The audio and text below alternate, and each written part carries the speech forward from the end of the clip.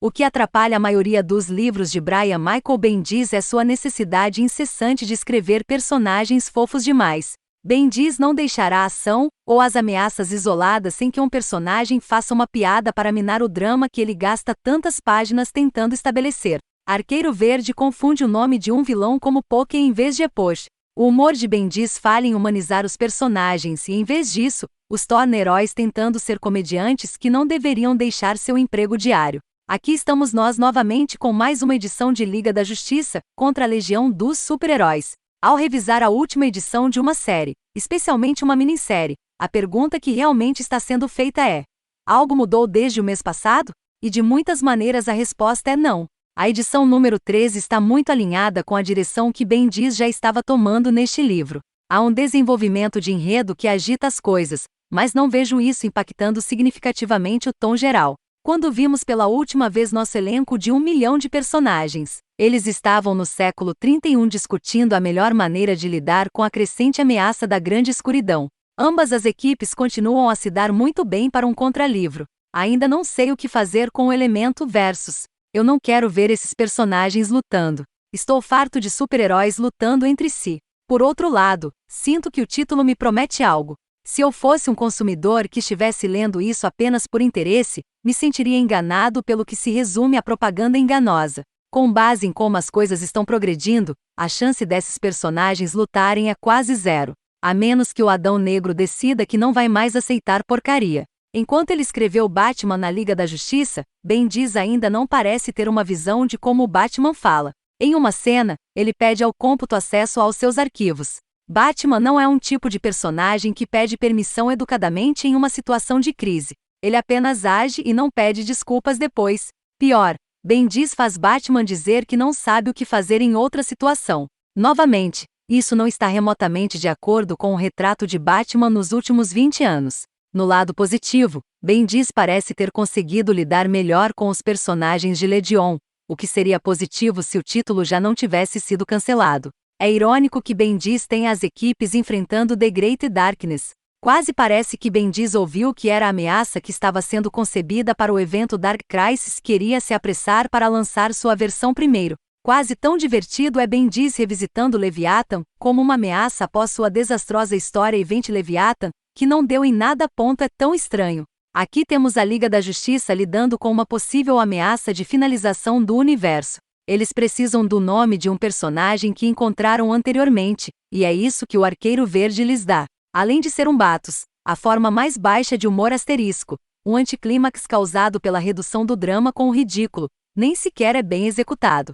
É difícil dizer se isso é mesmo uma piada no início. Para ser honesto, existem nomes mais idiotas do que Poké no universo DC. Mesmo se ignorarmos isso, a piada ainda faz o Arqueiro Verde parecer um idiota. Ou ele está contando uma piada quando deveria estar ajudando seus amigos com informações úteis, ou ele acha legitimamente que o vilão se chama Poké. Veja o que quero dizer. De qualquer forma, ele sai com cara de mal e eu nem ri da piada. Essa é uma situação sem vitória. Para ser claro, o Batos não é uma técnica inerentemente ruim nem sempre sem graça. Meu desgosto por ele é o resultado de quantas vezes ele é usado em detrimento de uma obra. Este é um bom ponto para mencionar o quão bem a arte apoia a escrita neste quadrinho. Godlewski não é um show-off. Ele realmente faz um ótimo trabalho em trazer ao leitor todas as informações relevantes e seus layouts de página bastante simples são muito importantes para manter o livro compreensível para o leitor, apesar da tendência de Bendis de escrever diálogos dispersos e um pouco confusos. Voltando ao enredo principal aqui, há uma frustrante falta de movimento para frente. Claramente esta série é mais sobre a jornada do que o destino, porque não temos um verdadeiro gancho narrativo.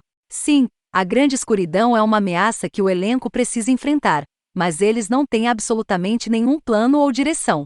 Até agora, eles se debateram esperando que uma resposta caísse em seu colo. Nesta edição, somos apresentados a um segundo conflito quando Batman descobre a existência da Lanterna de Ouro, e descobrimos que a Liga da Justiça foi avisada para destruir o Anel de Ouro se o encontrarem, por Poké. Talvez seja assim que a Liga acabará lutando contra a Legião? Um desacordo sobre a destruição do Anel?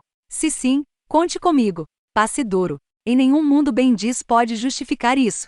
Há alguma viagem no tempo envolvida aqui com algumas aparições interessantes. Bendis utiliza os personagens melhor em grupos menores, levantando a questão de por que ele pensou que uma equipe de 2 equipes maciças jogava com seus pontos fortes. A arte de Scott Godlewski é na maior parte sólida, embora haja algumas páginas onde as representações dos personagens são um pouco soltas e mal detalhadas. O trabalho de cores de Ryan Code é um destaque no equilíbrio dos vários trajes para se reproduzirem e no uso de iluminação inteligente para mostrar efeitos de energia e mudanças de tempo. Falando em Lanterna Dourada, Kala Loura é notavelmente subutilizada nessa questão. Na minha revisão anterior, levantei a hipótese de que este é um livro secreto da Lanterna Dourada, e ainda acredito nisso. Ainda mais do que eu fiz antes, na verdade. A adição do conflito do Anel me vende essa ideia. Eu tenho que atribuir sua falta de espaço na página para o grande elenco. Há muitos personagens neste livro. Ponto final.